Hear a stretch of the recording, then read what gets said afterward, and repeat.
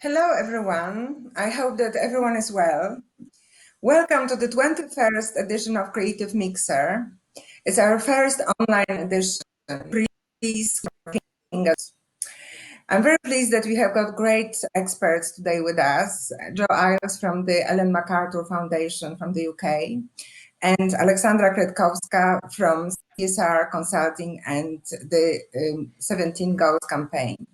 Our moderator for the day is our colleague from the UK British Council Office, Architecture, Design and Fashion, Parvinder Marvaha. And last but not the least, the co-host of this event is Michał Olszewski, Deputy Mayor of Warsaw. Our focus today is circular economy, its importance for our sustainable common future. I would like to thank everyone from the Warsaw City Council, Janek Krzyżanowski, Dorota Dobrzyńska, Ula Trzeciakowska, and Kasia Wrońska for their help in organizing this event. I would like to also thank our British Council colleagues, Weronika Ruszecka, Iza Bonikowska, Joasia Jaszczuk, and Magda Pisiewicz for great help in putting this event together. Many thanks to broadcasting team for their technical assistance, and thanks to the Circular Week, because this event is part of this week. My special thanks go to sign language interpreters. You have to know that this event is being translated into sign language, international sign language on English YouTube channel and Polish sign language on Polish YouTube channel. I hope that you will have a great time with us tonight and that we will leave you with some meaningful inspiration. So, Michał.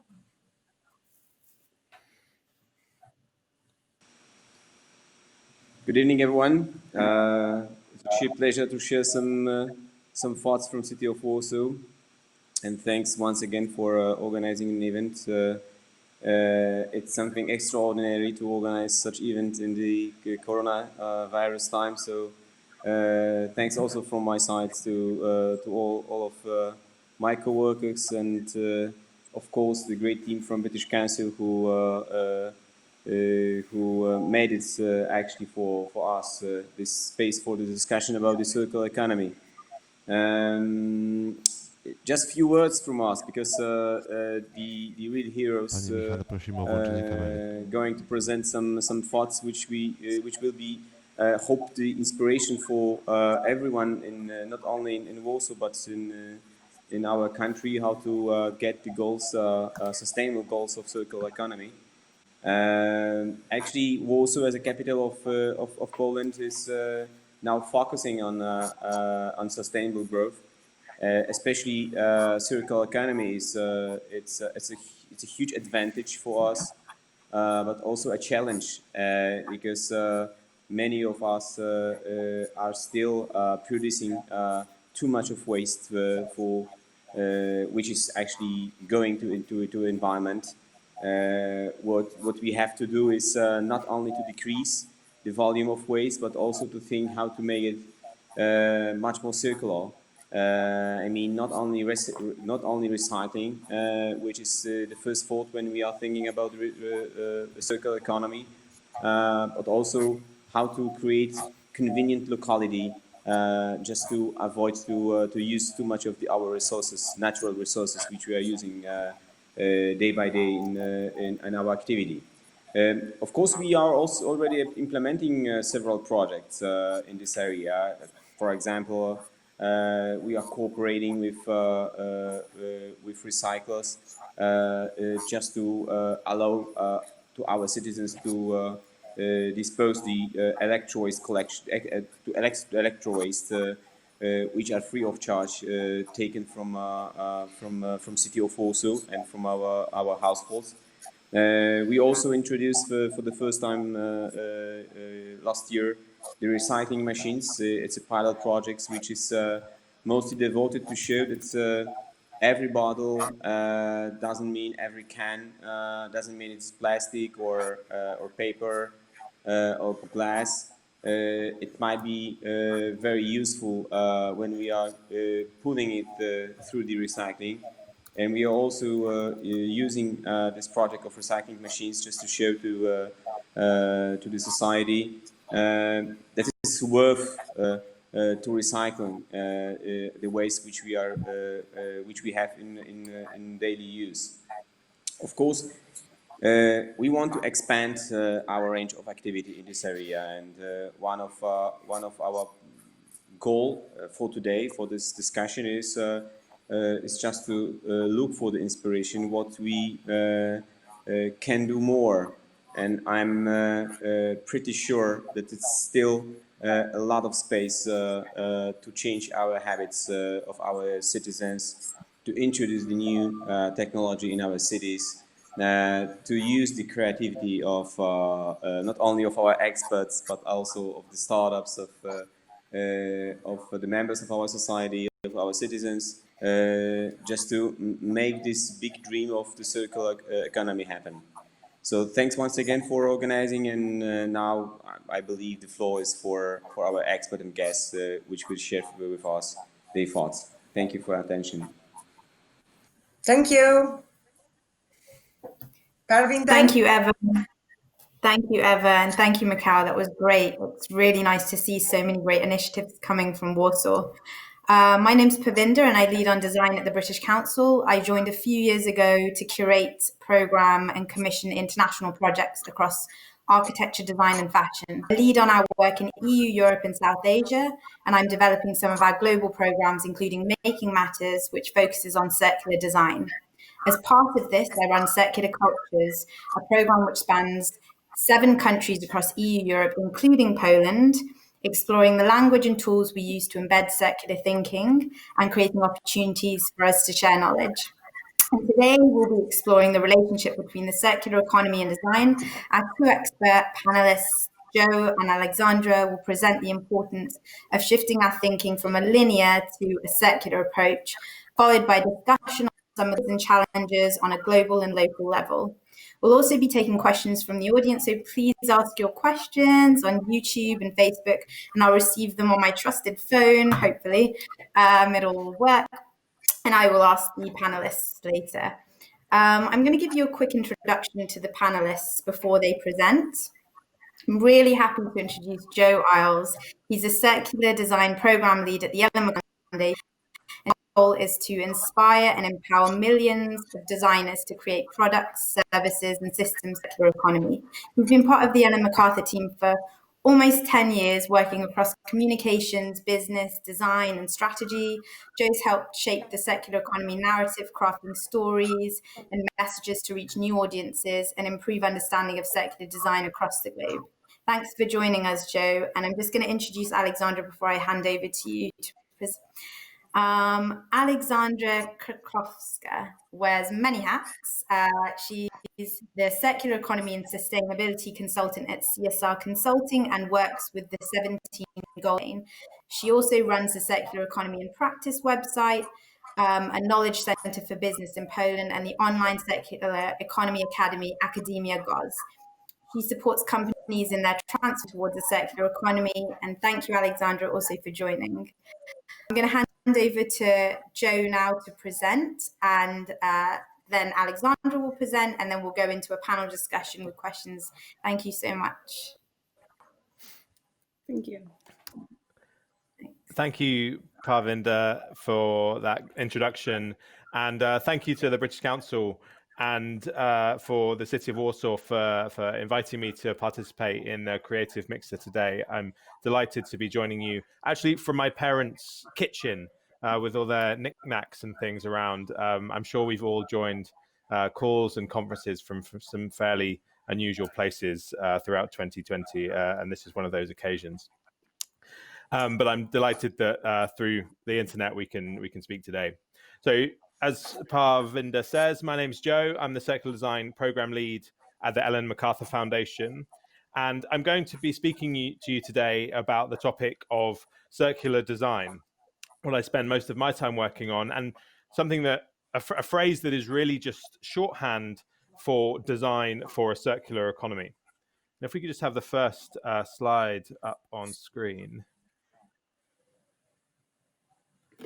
you may be wondering why I've asked the production team to put up a picture of some old rubbish. It's a fairly random shot at first glance. I'll give you that. But it's one of many photos that I have been informally taking in a personal project of documenting some of the things that get left in the streets and lanes when I'm walking my dog in the morning every day at my home. And I actually really love the image that's on the screen at the moment. And to me, it's an entry point into talking about the circular economy. My favorite bit of this image, which looks like a random assortment of stuff to you maybe, is the Henry the Hoover, a vacuum cleaner. You can just see this particular brand of vacuum cleaner. I don't know how far the Henry Hoover brand has traveled globally, but we had one of these in my house when I was a child. The red Hoover with the smiling face on the right-hand side of the picture there. And on the left-hand side of this pile of rubbish, you can see the packaging. Henry, you can just see it there on the left, the box that this item came in. And on that box, you may not be able to see it in the image, but it says "Built to Last."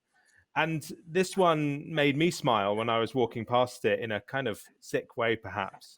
And it reminded me that even when we set out with the best intentions to design things that are built to last, sometimes it doesn't work and they get thrown out with the box that they came in.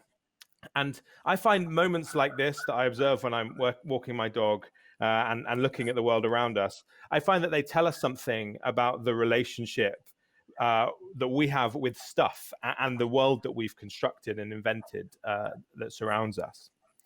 And this is just one example of how that world is predominantly operates on a take, make, waste linear model.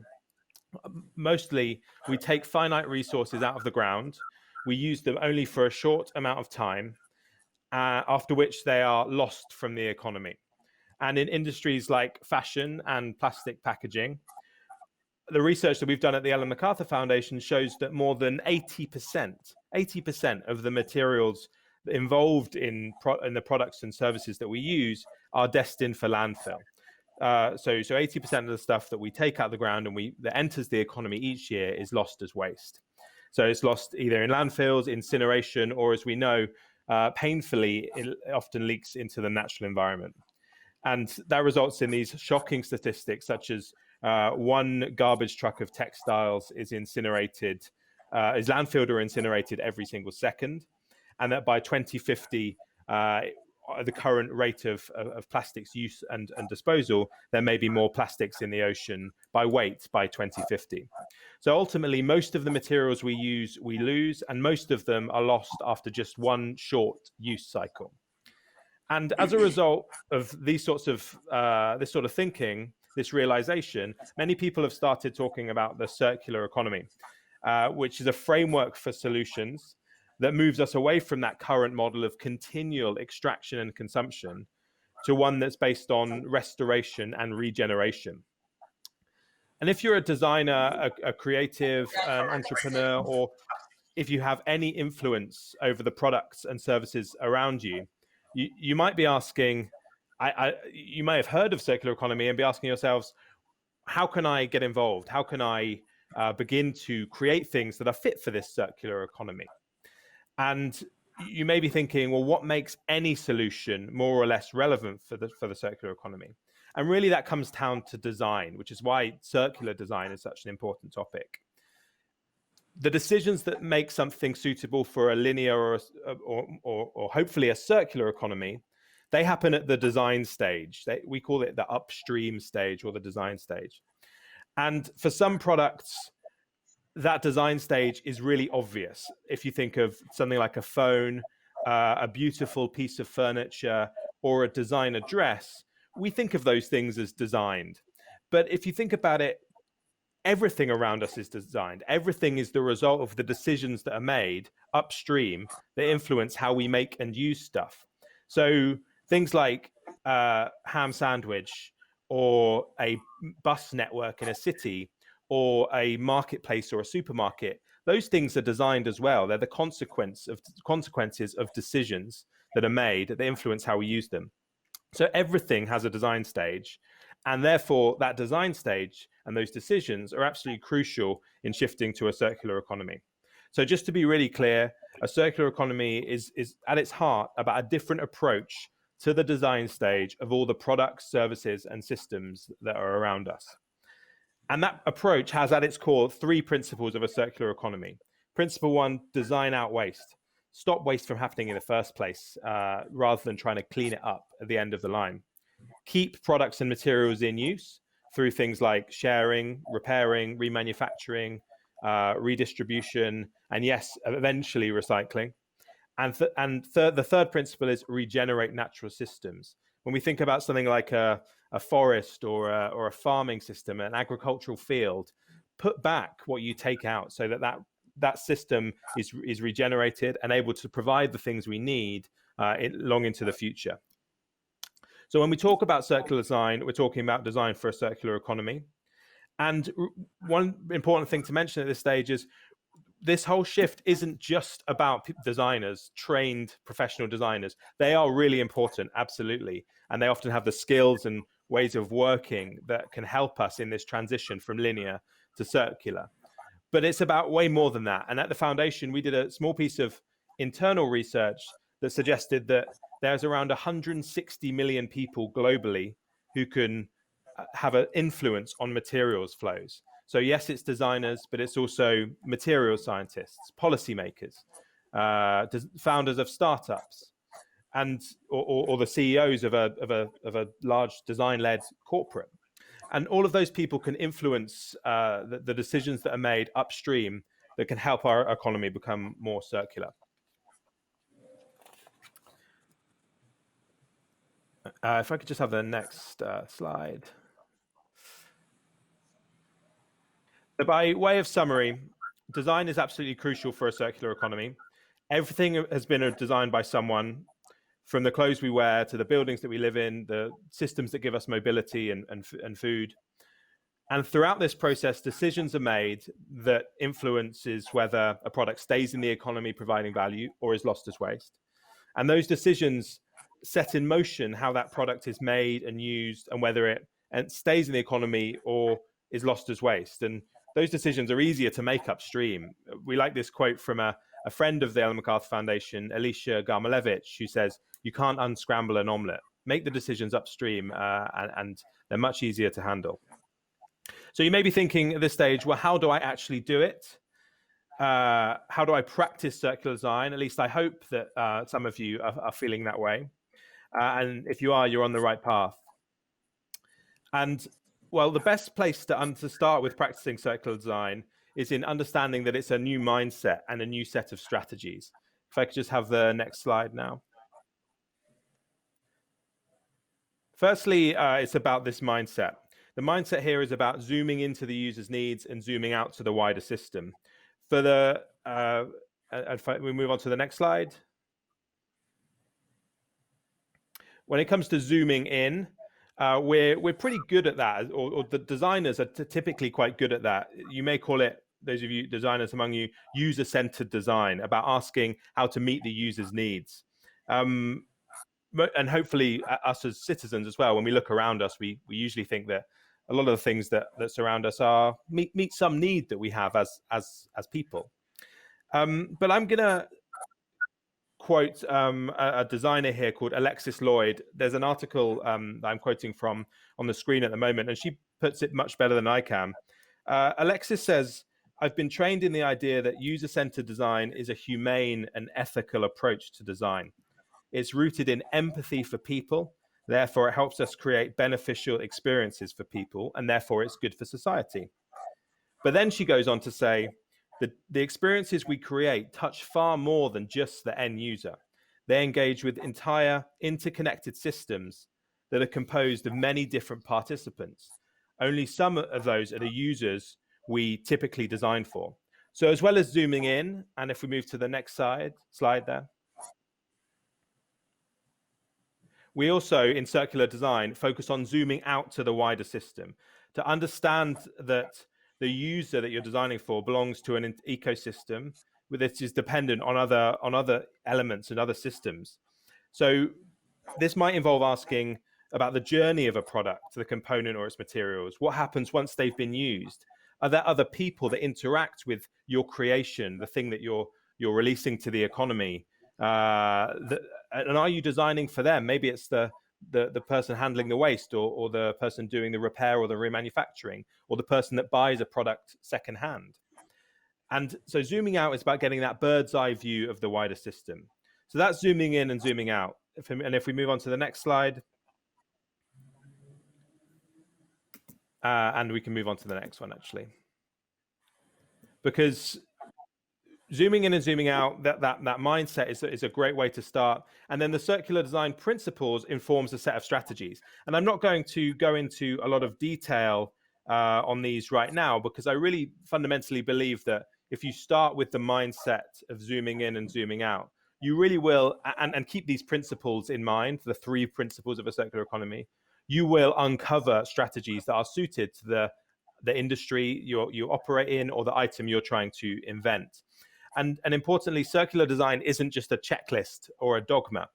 And I hope it's pretty clear that the strategies that you might employ for food will be different from the strategies you would use for packaging, for a building, for a transport system, and so on. And even in an industry like plastic packaging, it's not just about one solution. It's not just about durability, for example, but creating solutions that really fit within the system, in which mean that the products and materials never become waste. So I would encourage you to get to grips with the mindset, understand the principles, and then explore the different strategies for designing for a circular economy. And at the Ellen MacArthur Foundation, we created the Circular Design Guide, which you can find at circulardesignguide.com, with 24 different free methods and activities to help you get started with some of those strategies. But I've said a couple of times, as we move to close now, that I think the best way to get started is to actually do it and to try it out for yourself. And you may be thinking, I'm not a designer, I don't live or work in a design studio. How can I really get started? And I think the best way is to practice this mindset of thinking in systems, of zooming out. And I'm going to show you a quick example here. This is going to be pretty basic if we just move to the next slide, because I'm not an architect or a contractor. I don't work in construction. But here's what I would encourage you to do is pick an item or a product that you know well, or that you can see around you, and try and map out, try and draw out the linear system. And the production team, you can move through this slide fairly quickly.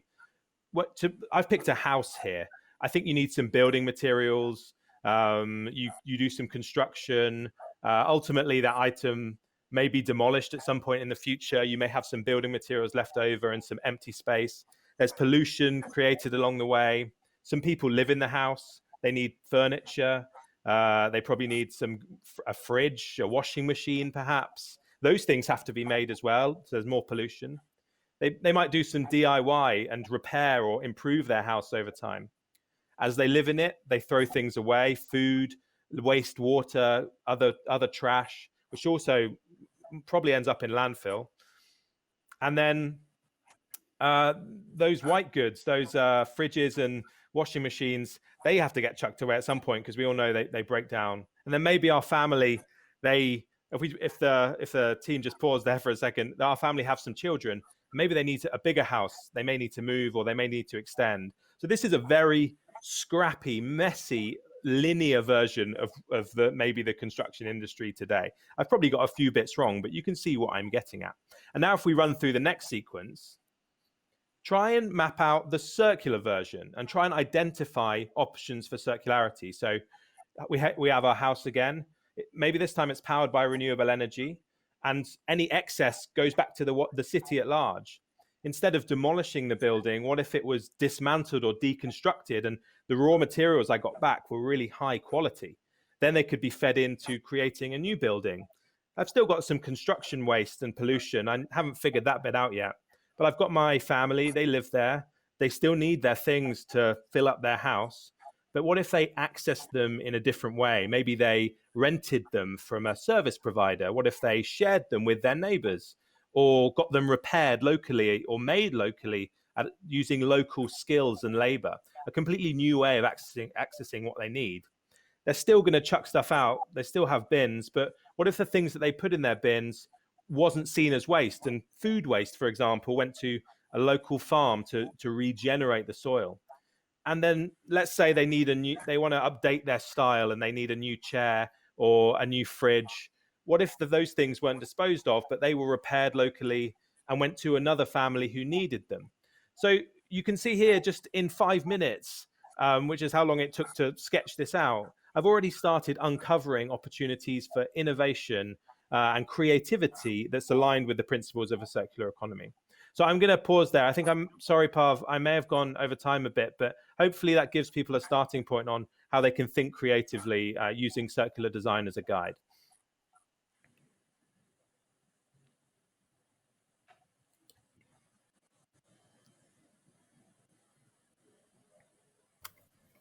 Thanks so much, Joe. It was a great presentation. It was worth the minute. We'll go to Aleksandra now. Thank you.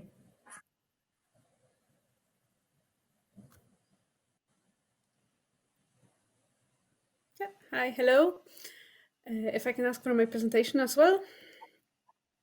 So I'll try to answer the same question, how to become more circular in the different words, and maybe give you some more recommendations. I still cannot see my presentation. Wait a second. If not, I'll just go on without one. So yeah, okay, I'll go. Okay, here it is. Okay, if you can go to the next slide.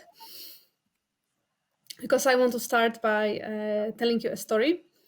I don't know if you know the series The Good Place, but it's about a group of people that dies and goes to heaven, they think. And what's important is that they find out how the hell and heaven works. So if you can go next. They find out that there is a very complicated point system in heaven and hell. And if you do things that have positive impact on Earth, you get plus points. And if you do things that have negative impact on Earth, you get minus points. And then it's all calculated and it's decided where you will go after you die. So the thing is, they find out that everybody are going to hell nowadays because life has become so complicated today that it's very hard to make a decision that will ensure a positive impact. So it's somehow a good metaphor for circular economy because it's a complicated system. It's not easy to implement. That's a graph that's showing the circular economy life cycle. And I will show you now how the bottle of water works in circular economy. So first, if you can go with the animations, please. So I will show, first the bottle is designed, and as Joe explained, that's probably the most important point because 80% of the impact is it's decided on this level.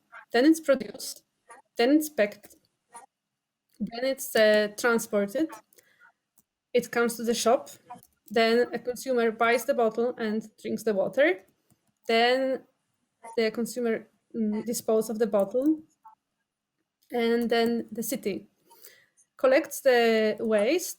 Another company is dividing it into different fractions, and yet another company is recycling it, and hopefully this plastic goes to another plastic bottle. So as you can see, it's a complicated cycle, and there is a lot of companies and organizations involved, from business sector, from government, local government, and consumers are also important in this cycle.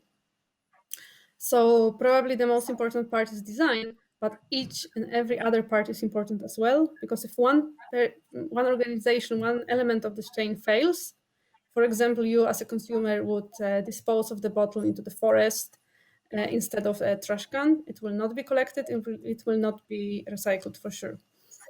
So the first recommendation in circular economy is cooperation. You cannot implement circular economy if you don't cooperate within this whole life cycle. This is very important. Second thing that is important, that's a classic dilemma. Plastic bottle or glass bottle. Probably if you want to be environmentally friendly and you want to get these plus points to go to environmental heaven, you will choose plastic bottle. And as I said, it's complicated. So as a result, you may get minus points. Now, if you can change to next slide, I will show you results of a research made by Alpla.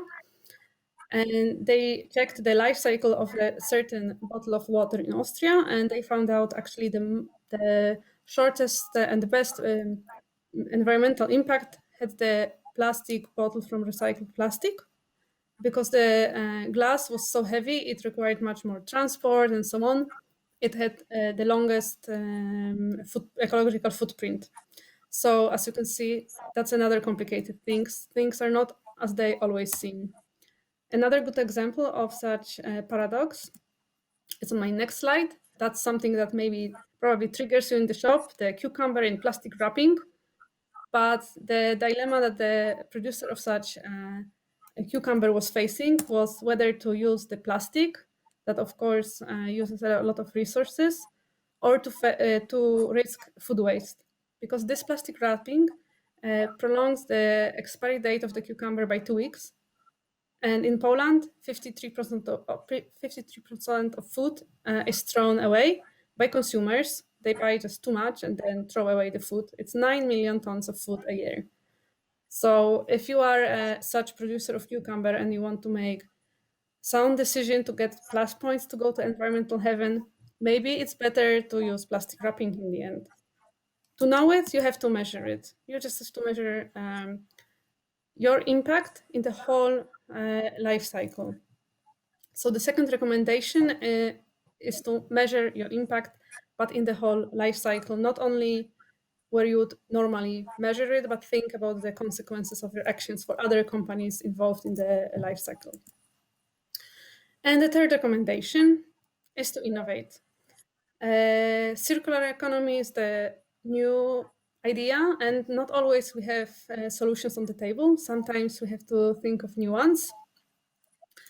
There is a set of rules that following will take you to this environmental heaven and get you plus points. It's reduce, reuse, recycle. You probably know this one. And the order is very important, as Joe also talked about. So recycling is at the bottom. First, you have to reduce the use of resources. If you cannot reduce using them, reuse them, keep them alive as long as possible, use them as long as possible. So going back to the dilemma of plastic versus glass bottle for water, if you want to follow these rules that I just talked about, you have to reduce the need of using the plastic bottle. So the answer, plastic or glass bottle, is no bottle. But of course, you still want to drink your water. So what do? You innovate. And here are the examples of what City of Warsaw is doing. And this is a fine answer for that dilemma. So City of Warsaw is installing water fountains in public schools. So kids don't have to buy drinks in bottles anymore. They can drink right from the fountain. But also they are maintaining the all public places where you can pick up natural water. Źródełko Ligoczeńskie, it's very popular among Warsawian. It's the old thing, but so you can see that in circular economy, sometimes you just have to refurbish old ideas and they will work very nicely in circular economy. And for the second dilemma, the cucumber, well, you have to eat, and it's good to eat vegetables, so you don't want to reduce that, but you can reduce the amount of packaging used, still ensuring that there is no food waste. And how can you do it? The answer is given, for example, by startup. This is Matylda Szyrle. She's CEO of a very new startup, a food tech company, and she's establishing vertical gardens in the cities. So she already did one in Warsaw. So she's growing vegetables in the middle of the city. So imagine in future you are buying cucumbers just next block. You don't need any wrapping. It will not go to waste. It's very fresh. You just reduce the whole cycle. You make it much shorter. So last but not least, I want to show you some examples from our work. We conduct the 17 Goals campaign that encourage companies to act for SDGs. And within this campaign, we organize many initiatives that are organized according to the rules I described. So if you can show the next animation. Yeah, and the next one. So these are the initiatives that help companies and other entities implement circular economy. One is, for example, Polish Plastic Pact, which is organized within the Ellen MacArthur umbrella. And its aim is to close the loop of plastic in Poland. We also have a coalition of five fraction, where city of Warsaw is involved as well, and it's to help consumers sort out their trash. We have Center for Sustainable Packaging, and we also have the website Circular Economy in Practice that was already introduced. So I encourage you to join these initiatives and to join the 17 Goals campaign, because we have many initiatives that will help you implement some circular economy rules, both in business, but also it's also for other organizations. So thank you very much. That's it. I was trying to be brief to have more time for your questions. Thank you so much, Aleksandra. That was great. I loved your examples. We'll just wait for, yep, Joe's back and Eva. Thank you. Okay, we'll go into the questions. And actually, my first observation actually is that as we were looking through your slides the other day, Joe had mentioned that he also thought The Good Place was a really nice example. And Joe, can you just tell us why you identified that as a good example for looking at the circular economy? Yeah, I like I said to you, Pav, when I was looking through Aleksandra's slides, I had this like amazing moment where something that I'd actually mentioned that in a couple of presentations in the past, or since I saw that TV show, and usually people said, I've never seen it, I don't know what you're talking about. I think Aleksandra probably explained it a bit better than me, if I'm honest. But really, there's a scene in that show where they talk about buying a tomato and how we think it is such a simple act. And more and more people, thank goodness, are trying to make a positive impact with the things that they buy. The problem they're facing is that the wider system is flawed. It's in many respects it's broken. So when we try and do these simple acts of good, we find that we engage with a system that is fundamentally linear. As I mentioned, it's extractive, it's polluting, it's wasteful, and it also demeans and devalues a bunch of other systems as well, aside from materials and the pollution side, but also the social systems. And I think in the show they say, when they talk about that, was it picked on a farm that treats its employees well? Was it transported in a way that is safe and clean? All these things. So I think that's the thing that stuck out to me, and that when I watched the show for the first time, kind of a light bulb went off, is that when we try and engage with the economy, even we try and do good stuff today, we are engaging with a system that is flawed and is fundamentally linear and very problematic. So what we talk about with the circular economy, this ultimate vision that gets me out of bed in the morning, is can we imagine a system where it's only possible to make good choices, rather than walking through the supermarket and thinking, how do I pick the tomato or the toothpaste or the T-shirt that's the least evil?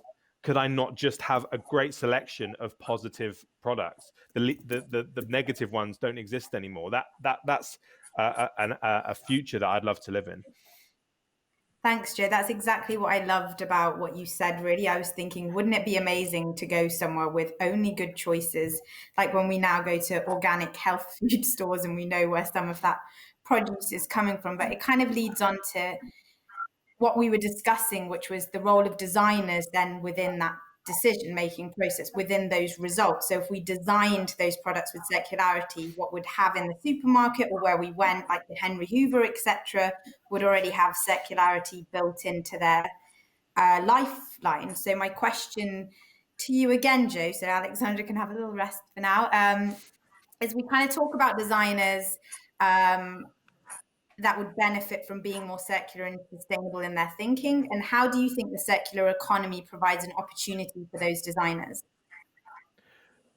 I mean, we talk about the circular economy being the greatest creative challenge of a generation, and I think in the introduction, the deputy mayor said there's still I think he said there's still a lot of space for innovation or something along those lines, and I couldn't agree more. I would say almost all of the innovation that we need for a circular economy has not been done yet. We only have a fraction of the scientific and technical and design, the breakthrough, the industrial breakthroughs that we need, the change in the way that we interact, the way that we dress, the way that we eat, the way that we move around. We only have a fraction of what we need because the economy is still linear. So that to me I find that hugely inspiring, that most of the innovation we need is yet to be done. So anyone can look around them and pick something and say, I'd like to get started on that. I want to redesign that. I want to reinvent that with the circular economy in mind. So I think it's a huge creative opportunity. I've never met a designer who wants their stuff to end up in landfill or in the ocean. They want to leave a legacy. I mean, I think designer or not, we all want to do that. And I think the circular economy provides a way to do that. It can bring a sense of purpose and meaning back to the design and creative professions. Thank you, Joe. And I guess zooming out to Aleksandra, we've spoken about the designer's role. We also know that companies and brands play a huge role in this, but maybe top of the tree are the policymakers. And how do you think the policymakers can get your environmental heaven points? I would like some of those as well, but how do you think they can, what kind of policies need to change? Perhaps you can talk about the plastic pact, because that's been a huge movement in Poland, but how do you think they can get those points? Yeah, that's a tough question. I just want to say in the beginning that within the Polish Plastic Pact, we are not involved in lobbying. Although I absolutely agree that law is probably the most effective tool to make companies make better choices and get this environmental positive points.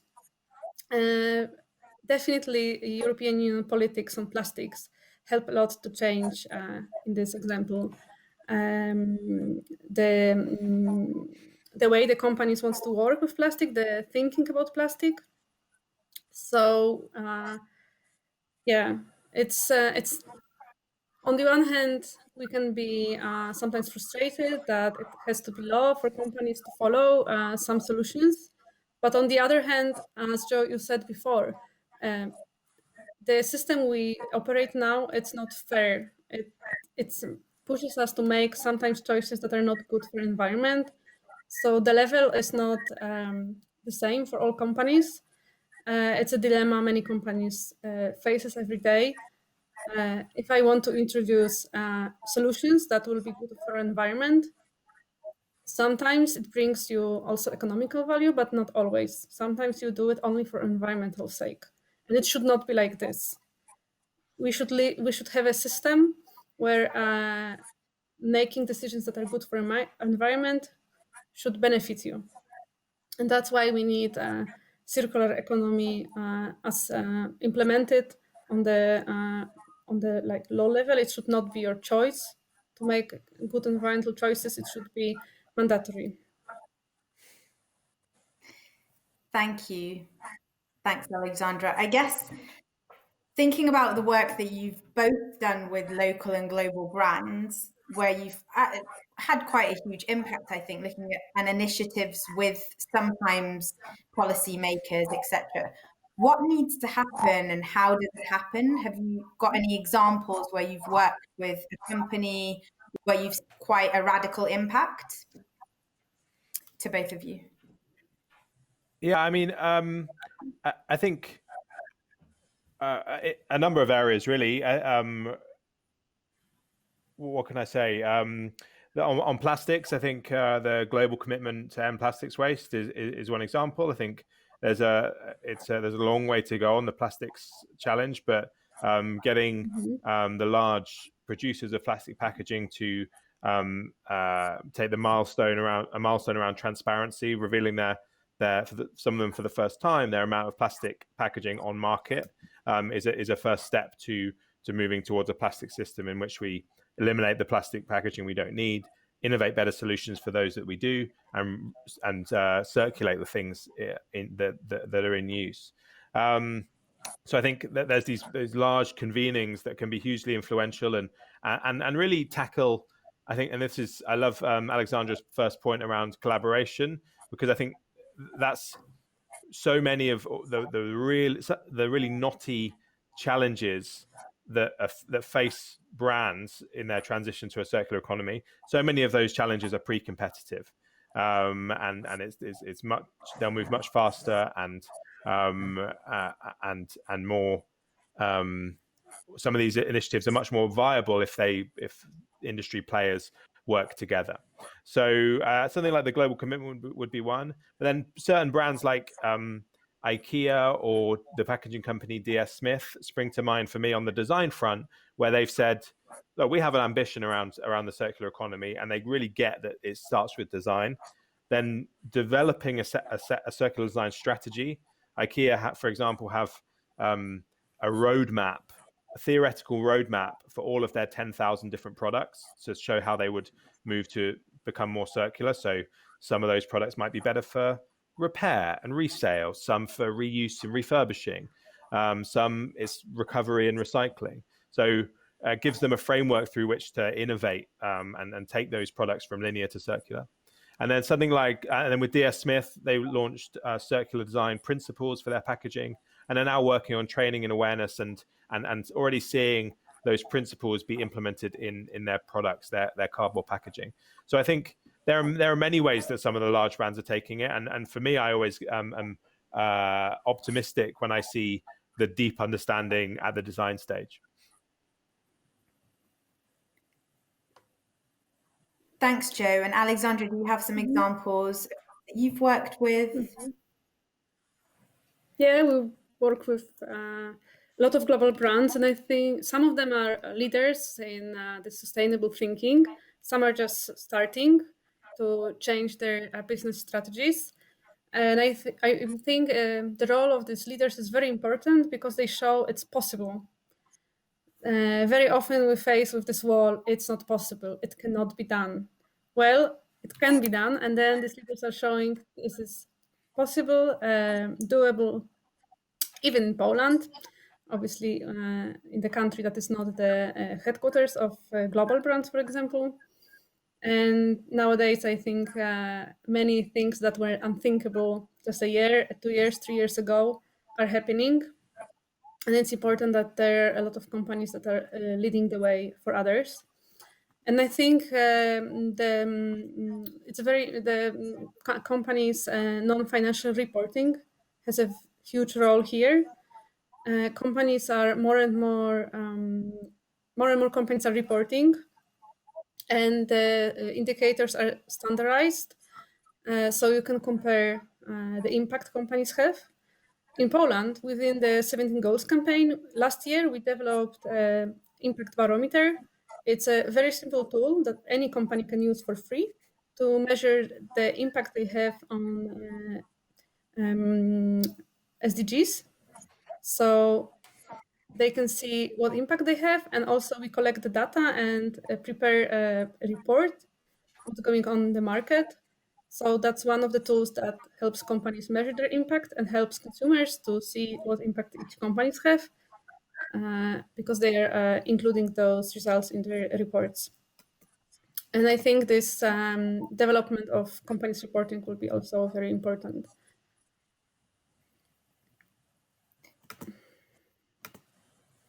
I think both of you have said, you know, I think there needs to be more of a holistic approach where you don't just look at the product cycle, you're looking at, you know, the designer, and obviously the public plays a role in that, and so do policymakers. And it's really interesting because obviously this is about that creative mix of people coming together to actually look at some of these challenges.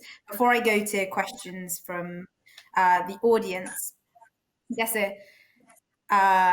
another one is, what's the right balance between revisiting kind of old systems and products and trying to change and adapt them to starting with something completely new? Because we're faced with this other dilemma, which is like a lot of these designers, a lot of people are already in this pipeline and have designed a certain way. I mean, I studied architecture 6-7 years, a certain linear way, and I kind of want to go into, let's say, circular thinking, etc. You know, are there easy ways of adapting? I know we have guides, etc. Or is it something, you know, what's that balance between, for larger companies as well, starting new products with those lines and revisiting their older products?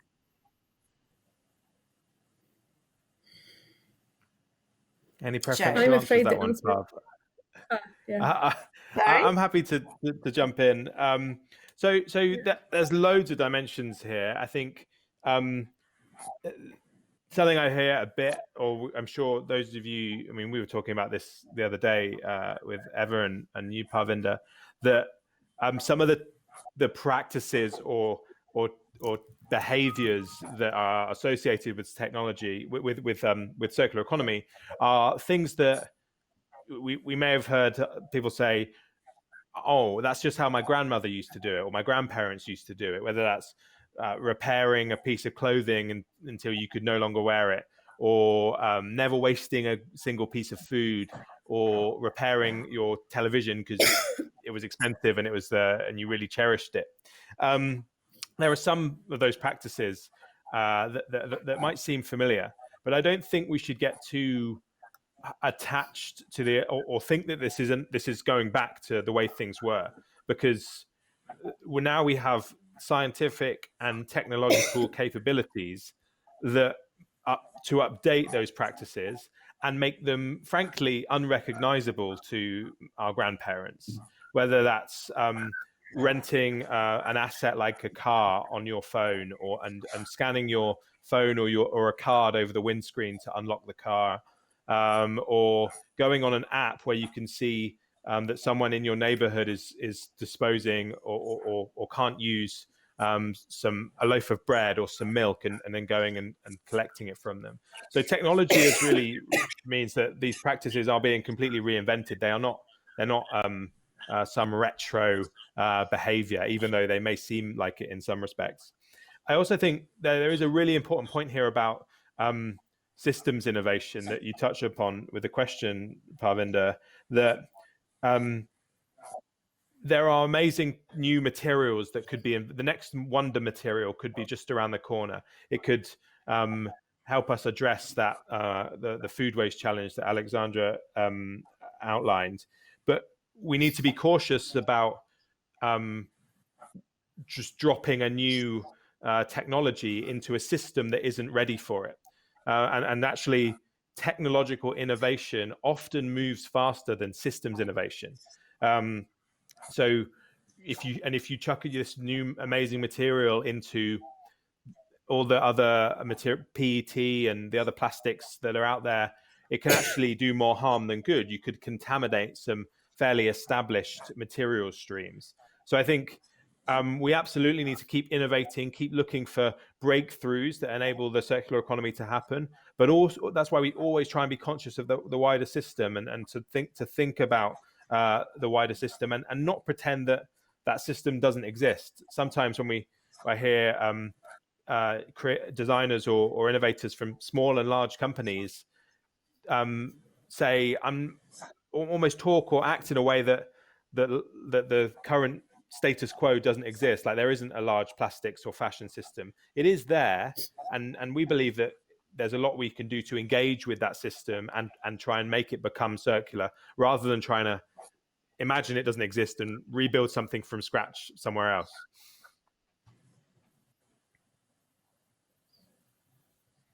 Thanks, Joe. I totally agree with you. And I also think it is that kind of, there's that relationship between the old and new that I always think about, but I also think there are amazing new materials coming into play. And I think it's just going to be time that allows us to see how older ways of doing things either, I don't want to say accelerate into the new, but I think as we build the infrastructure to help that along better, I think there'll be more ways that these materials and these processes can naturally kind of build up. It's quite a scary thought, changing the entire way you think into something that's been linear for so long, into something to do with circularity. But I think that like the work that you and Aleksandra are doing, there are a lot of tools and resources I would encourage people to look at within.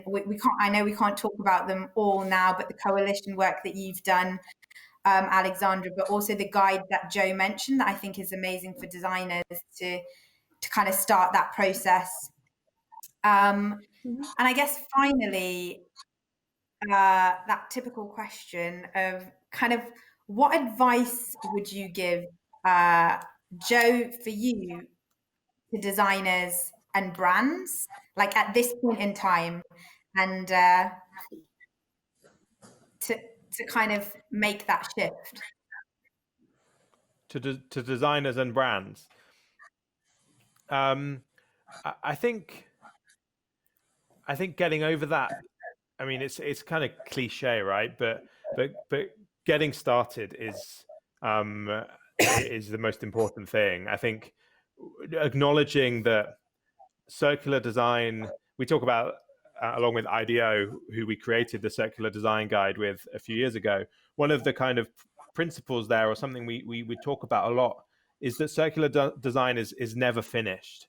And I think once you acknowledge that you're not going to get it right first time, and it's a continual creative journey, a creative endeavor, I think that I hope is empowering to designers, both independent or from small agencies, students, but also designers in organizations. So I think getting started is really the biggest piece of advice. Picking part of the one of your products, or something you're creating, or think about some particular business challenge you're facing, and then trying to zoom in and zoom out, and especially the zooming out, to think about the wider system. Because once you expand the system and are able to visualize it, I'd be very surprised, with almost 80% of physical stuff ending up in landfill or waste. I'd be very surprised if you couldn't identify opportunities for innovation in amongst all that waste and missed opportunity. So I think for me, it's try and understand the system in which you fit, as an individual or as an organization. That would be my top piece of advice. Thank you, Joe. I'm going to take some of that advice. Aleksandra, what would be your advice for brands and policymakers? Yeah, I agree with what Joe said, and I would add that it's worth trying. That it's the road may be complicated. You have to measure impact. First of all, you have to see where you are more or less circular to know where to start. But in the end, it's very rewarding. And with the companies we work, we see, we get feedback from them that in the end they manage to not only make their products more environmentally friendly, but they get this added value, economic value, that it's very rewarding on also from like strictly business point of view to implement circular innovations. So in the beginning, Thanks, it's easy, but it's rewarding. It's worth trying. It's hard, but I think you guys have got a lot of examples that have been successful. And like I said, I think people research into it, they can see that there's real impact already being made in this industry. And I think it's larger organizations and brands that will take on that role, and designers, which is what a lot of the conversation we're looking at today. Just a couple of questions then from the audience. One is the concept of sharing crucial for circular economy shift? To me, yes, absolutely. I think on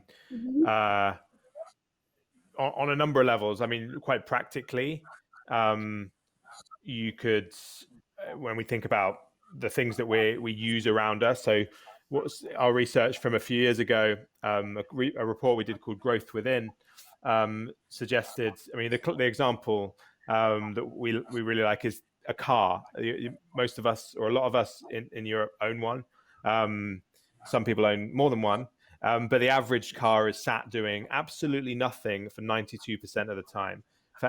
For the 8% of time it's in use, about 2% is driving around looking for parking, 1.5% is being stuck in traffic or something like that. And then even when we're driving somewhere from A to B, we're usually using just, on average, 1.5 of the seats in your average car. So all the plastics, metals, rubber, textiles, electronics in a very expensive item are being massively underutilized. They're doing nothing for 92% of the time. So when we think of practical things like that's where, for me, sharing comes in. It's not the only strategy, but it's one that could keep that product in productive use for longer. And that sort of waste, that's not the sort of waste you see in a landfill or in the ocean. We call that structural waste. Like it's often invisible, it's around us, but it's where things are idle or they're underutilized. So that would be one. And then I think there's also a principle about sharing. When we think about collaboration, the sorts of networks we participate in as creatives or as brands, are we just thinking, well, in the markets in which we work, and the systems in which we work, is it just extract, or is it is there like some sense of shared value creation? So there's a kind of bigger or maybe more philosophical point here around the way to do business in the 21st century and beyond, which I think places a greater emphasis on generosity and sharing.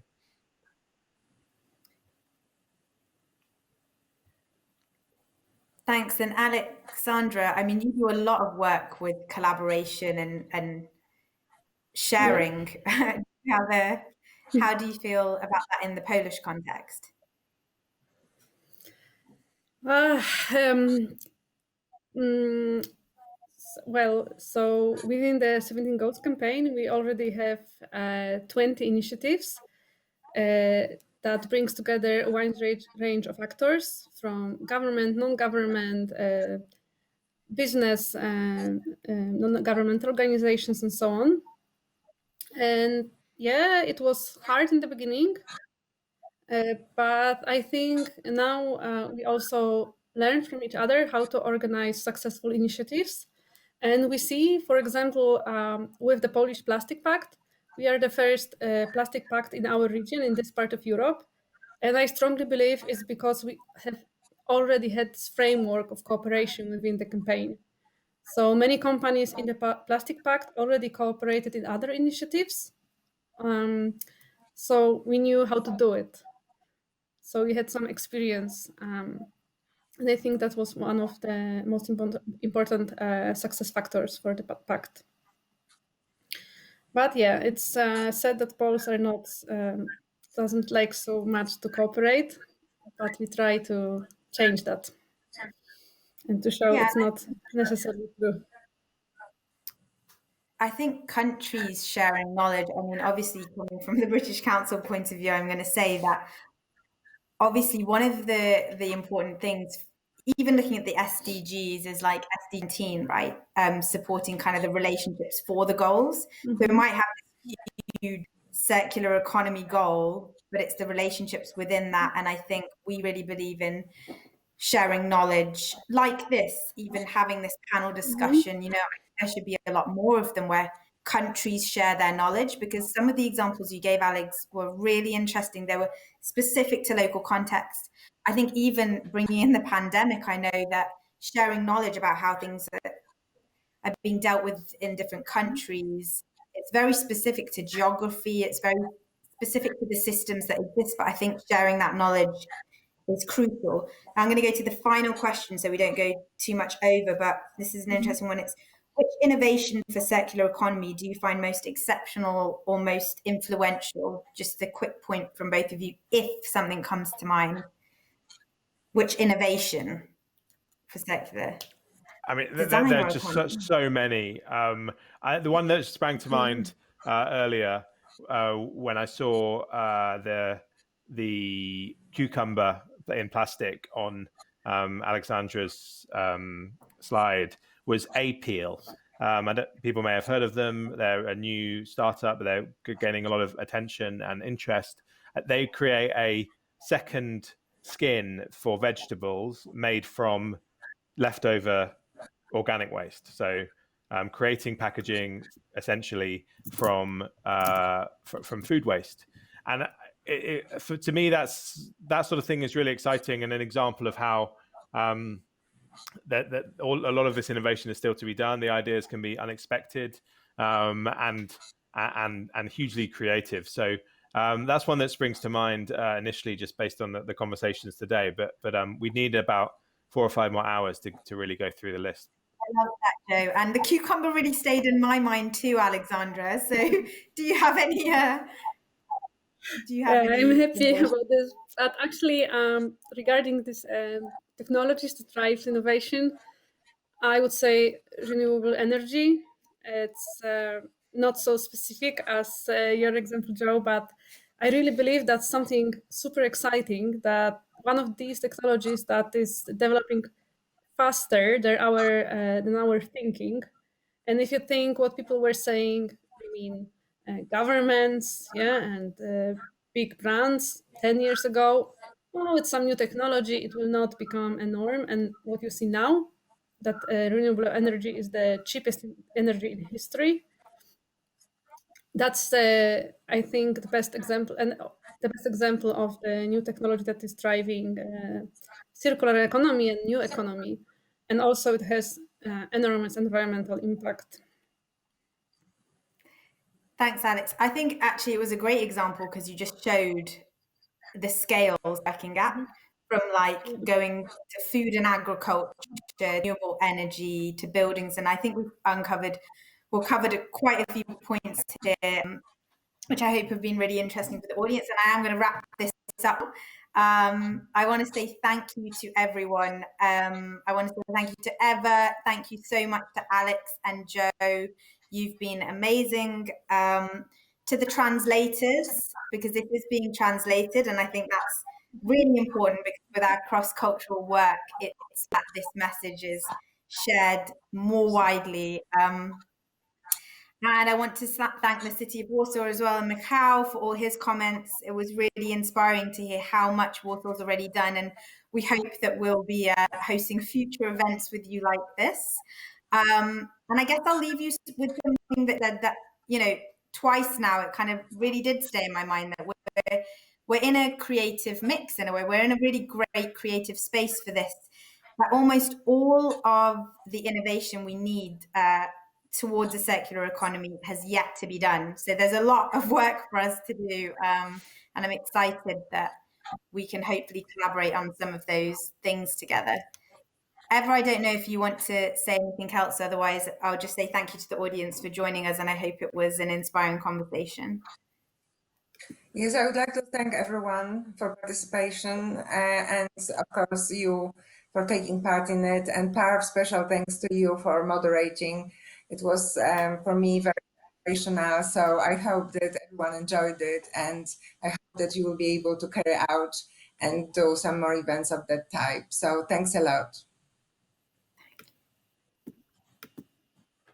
Thanks. Bye. Thank you. Yeah, thank you very much. Thank you. It was great to talk to you.